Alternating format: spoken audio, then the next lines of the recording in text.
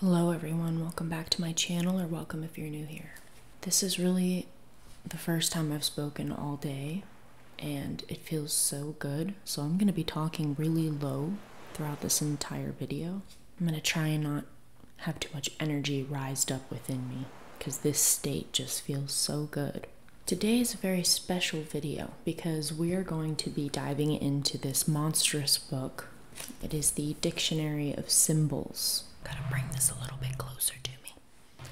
I have lugged this thing all around the world with me. Maybe not all around the world, but every time I've ever moved, I've taken this book with me. Especially when I've had to be selective with the things that I take, this is always on the list. And you can tell it definitely has some wear and tear, and it's definitely old. I got this at a place called Wackos in Los Angeles when I was living there, when I was going to college out there, and it is by far the best purchase I have ever made. So this is the Dictionary of Symbols, and today I'm going to read to you a few that are in here that really stood out to me or have inspired me or just interesting. Symbols are such an important part of my life, and I think they are an important part of everyone's life, regardless if they are conscious of that. I think that symbols are a manifestation of the unconscious, and they have always had a mystical quality. I think that we react to symbols in everyday life without knowing it, and I think that they can affect our decision making. So I just want to read some of my favorite symbols, and even some that I have looked at recently that I think are interesting to you all. The first one that I want to talk about is hair. I think this is probably one of my favorite symbols in this book. I think about it all the time. I think throughout time, we have all looked at hair as kind of a sacred thing. I mean, think about how people react whenever they cut their hair off. I don't think that that is just because of the difference in appearance. So I'm going to read a little bit of this. And by the way, hair, the symbolism for hair is pages long. So it's a very important one, and it's a very long-lasting one, and it permeates multiple cultures. Like nails or limbs, hair was believed to preserve an intimate connection with its owner, even when it ceased to be a part of him or her. It symbolized its owner's virtues by concentrating their qualities spiritually and retained a sympathetic link. Hence arose the cult of venerating the relics of the saints, and especially a lock of their hair, a cult which not only comprised the act of veneration, but the desire to share their particular qualities. Somewhat akin to this is the custom in many families of keeping locks of hair in children's milk teeth. Such practices are more than the preservation of mementos. They betray the desire for the survival of the person from whose head the hair is taken. Now, I'm not going to read all of this, but I'll just read little pieces, little one-liners from in here that I found super interesting. Maximum virility coincides with the strongest growth of hair. In China, a shaved scalp was a mutilation on a par with emasculation, and it debarred the person from the exercise of some offices. Cutting the hair corresponded not simply to sacrifice, but to surrender, a renunciation willy-nilly of qualities, prerogatives, and, in the last resort, of the individual's personality. Disheveled hair was a sign of mourning in China. Hair may be considered as the dwelling place of the soul, or as one of the person's souls. Hair is one of women's main weapons, and therefore the fact of its being concealed or displayed, plaited or hanging loose, is often the sign of a woman's availability, surrender, or modesty. That's a very important one. And then there's this one is really funny actually. To spend a long time combing somebody's hair is to cradle, soothe, or caress that person, hence the occurrence of magic combs in so many folktales. From this probably derived a custom among Russian students of not combing their hair the night before their exams, in case they forgot what they had been taught. It's a great one. If you ever get this book, I definitely suggest reading all of it, all of the symbolism behind, all of the meaning behind certain symbols. The next symbol I'm going to talk about is lakes. I found this one today, and it is so strange I had to include it in this video. Lakes symbolize the earth's eye, through which the inhabitants of the underworld are able to gaze upon humans, animals, plants, and so on. Marshes symbolize those eyes which have wept too much. In Egypt, a vast lake filled the Wadi Fayum. I'm so sorry if I'm pronouncing that wrong. Local theologians in the late period regarded it as the manifestation on earth of the cow of heaven, a liquid sky in which the sun had mysteriously hidden the overflow from the primordial ocean, mother of all the gods, giving life to men. Artificial lakes were dug beside temples. Their banks were the scene of nocturnal mysteries, and in their waters the priests performed their ritual ablutions. They symbolized the abiding powers of creation. Lakes were also regarded as underground palaces made of diamonds, gems, or crystal, out of which rose nymphs, sirens, fairies, or witches, but which also lured humans to their deaths. They could then acquire their terrifying significance of paradisal mirages. They symbolize the creations of the overwrought imagination. That's a fantastic one. So good. I can't look at lakes the same way. I just can't. I'm gonna be thinking about that for the rest of my life. Every time I see a lake, I'm gonna want to walk inside of it. The next symbol I want to talk about is a very, very short one, but this one sentence in this very, very lengthy explanation of this symbol is the only thing that I want to take from this, really. It's the symbol of Cain from Genesis. And it's just one sentence that I highlighted in here, and it just says that he was the first murderer, and he was the first person to reveal the existence of death. For until he killed his brother, nobody had looked upon a corpse. That's just interesting to me, that he was the first murderer and just revealed that kind of horror and terror into the world, the existence of death, that you can die. I had to include that.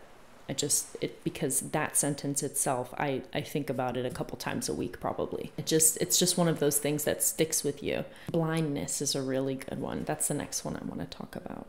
And I should also note that in this book, next to the symbol, there will also be at times a see also right next to it, because symbols are often associated with other symbols and with mythology and everything. So you'll often go down rabbit holes when you look at these symbols, because there's so much to learn about them and their associations with other things. And for blindness, it is associated with the Cyclops. For some, blindness means ignorance of the real state of things, denial of the obvious, and hence madness, stupidity, and irresponsibility. To others, the blind are those who ignore the deceitful shows of this world, and thanks to this are privileged to know its secret reality, too deeply buried to be discerned by ordinary humanity. The blind share the Godhead. They are inspired, poets, wonder workers, seers. Such, in short, are the two aspects, blessed and cursed, positive and negative, of the symbolism of blindness, and all traditions, myths, and customs waver between them.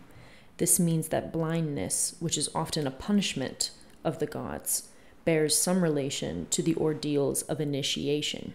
Similarly, folklore is full of blind musicians, bards, and singers treated as inspired beings. This is no doubt the reason why sculptors portrayed Homer as a blind man, and tradition made blindness the symbol of the wandering poet. That, I think, is very interesting. I mean, I could do an entire video on what just this symbol means to the artist, to anyone who seeks out knowledge in the world or has experienced too much in the world and needs to go back to the beginning, and who needs to kind of wash themselves of all the complexities of wisdom and knowledge. Blindness is a really, really incredible symbol. Oh, yes. The Fool. This is from the tarot, the Fool. I didn't really care for the tarot, but when I read about this particular card, it followed me for many years. It was very, very inspiring to me whenever I was living in LA, like pretty much right after I had bought this book. It coincided with reading Michel Foucault and The Ship of Fools and about mental illness, and I just want to read the symbolism to you. This is the most mysterious, enthralling, and hence the most disturbing card in the tarot. I mean, that's literally how this starts out. Unlike the other major arcana, numbered from 1, the juggler, to 21, the world, the fool has no number. He is outside the pack, that is, the human city, beyond the walls. He walks, leaning upon a golden staff, a jester's cap of the same color on his head. His breeches are torn, and although he is apparently oblivious of the fact, behind him a dog is pulling the cloth and baring his buttocks. Safe behind the walls of his city, the observer concludes that he is the fool. The Hermetic philosopher, however, will mutter that this is a master. When he notices that the limp bundle which he carries on the end of a stick over his shoulder is white, the color of secrets and initiation, and that his feet are shod in red and pace firmly over real ground, not an imaginary base. His pouch is empty, but it is pink, like his thighs, and the dog which tries to get its teeth into them. Symbols of animal nature and of possessions, to none of which he pays heed. By contrast, the staff on which he leans is gold, the color of knowledge and the transcendental truth. And as is the ground over which he strides, his shoulders and the cap on his head. Most important of all, he walks unhesitatingly, he goes forward. Whether 22 or 0, in the symbolism of numbers, the fool denotes the boundaries of speech and what lies beyond computation. This is none other than emptiness, presence overtaken to become absence, ultimate knowledge which becomes ignorance, or culture, which is supposed to be what remains when all else is forgotten. The fool is not nothingness, but rather the emptiness of the Suffolk fauna when no possessions are needed, the individual's consciousness becoming that of the world and of its totality in human and physical terms. From it, the individual has cut his or her way in order to go still further forward. And so it is with the fool, be he 0 or 22, he goes forward, conspicuously solar, across the virgin soil of knowledge beyond the city of men. There's a lot to unpack in that, but it has a very similar symbolism to blindness. The fool, to me, I would agree with the Hermetic philosopher and say that the fool is the master, somebody who is completely and totally washed of the world, of its pride, of its prejudices, of its arrogance. People laugh at him, call him the fool, and he pays no mind to it. In a way, he is blind to those things, but really it's a deliberate act, I'd say, of somebody who is wise enough to ignore, to forego all the complexities of the world, of culture, of people, of society. And I feel like that intertwines in my life and the things that I talk about on this channel a lot, of just being an individual, of going forth, going forward as yourself, without considering others. I think it's an important symbol for this channel. The last one I want to talk about is pearls. As a channel that talks about womanhood, femininity, I think that pearls are important because they are a female symbol. They are associated with the moon, and I have, ever since getting this book and ever since reading the symbolism behind the pearl, I have held it in very high regard, and I consider it probably more valuable than most gemstones. And you'll see me, if you ever see me at the beach, you'll always see me looking for abalone and anything that looks like a pearl for that sheen, that iridescent sheen. I'm completely obsessed with the color variation, and I would think it would be really cool one day to be able to go deep diving for pearls. Also, is anybody else more of a fan of freshwater pearls than they are like the fully formed perfect ones? Just a question.